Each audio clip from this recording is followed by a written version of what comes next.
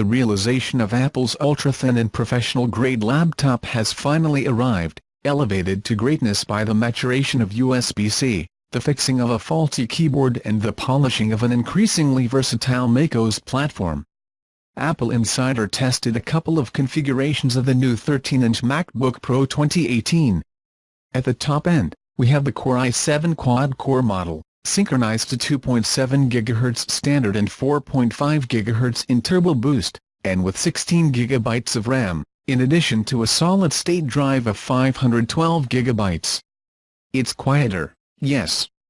And if you're new to the MacBook Pro with USB-C design, writing to it requires minor adjustments. Coming from a MacBook Pro 2015 as my daily machine, I found myself hitting the thinner keys unnecessarily loud. After a few days of being more aware of how hard I was writing, I discovered that my style naturally became softer. The result was not only a reduced volume when typing on the keyboard from my own typing, beyond the buffering that Apple has implemented, but also the feeling of ease when typing with a minor key shift.